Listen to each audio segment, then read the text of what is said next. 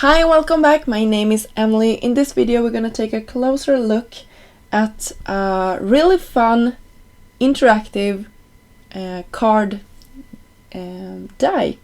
So this one is from iCrafter. It's called Flexi Card and it's from Laurie Whitlock, and I just love this design. You can see that it comes with the base that you need for creating your flexi card, and also inlays that you can use together in that little square that it leaves. So you can see here you can just pop the sentiments in here. So you have Happy Mother's Day, Happy Father's Day, and Celebrate. And I'm just taking some low-tech adhesive tape and keeping everything in place when I am going to die cut. So I just wanted to share that with you. So for my cards today I wanted to create some backgrounds, and I will use a couple of different techniques. For my first one here I decided to go with some fun ink blending in some cooler colors. So I use some green and teal and blue colors. I use my Distress inks and my ink blending tools from Trinity Stamps, and I spritz it with some water just to get some texture.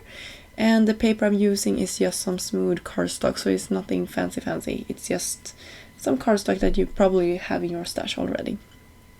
And I'm using a cloth just to pick up all the excess water, and then I'm going in with some splatters in some coordinating colors here with my small brush. And since this was a little bit wet, you can see that the splatters are sort of like absorbing into the paper really quickly, and they doesn't get like stark green or stark blue, they are more muted. So I cut this out and you can see how everything looks, and we will also cut out some letters.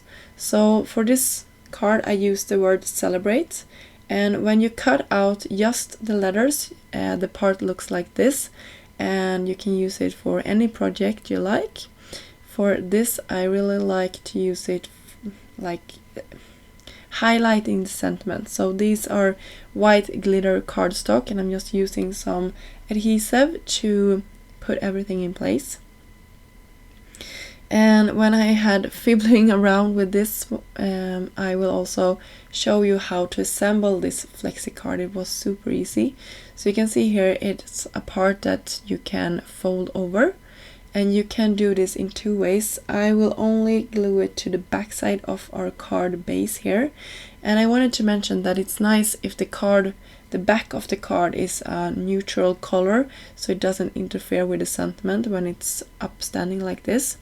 If you would put the tab on the inside, I think you wouldn't get that little fun crease to one of the sides. I think it would be a little bit smoother. So that is just a suggestion, but I did it this way and I had no problem with it looking like that. So for my second idea of creating a focal point or the background for this, I went in with some alcohol markers and some U paper. It was a while since I played with my alcohol markers, or sorry, alcohol inks.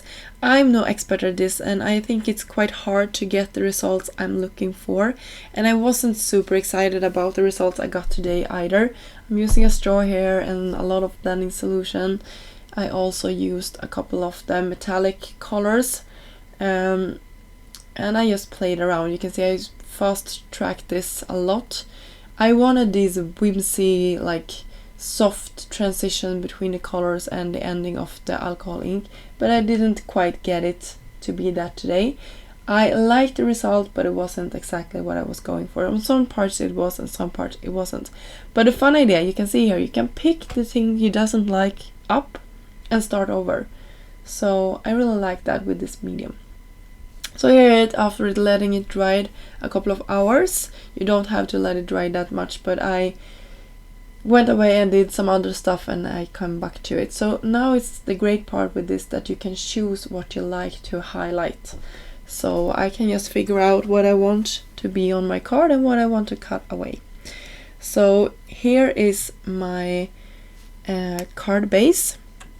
Sorry, I meant my Pro deck, and I just love it. You can see I used it now, I think it's 4 months, and I'm using it in my C6 machine, my Big Shot, and I'm using it together with one of the C6 basic plates and one top plate.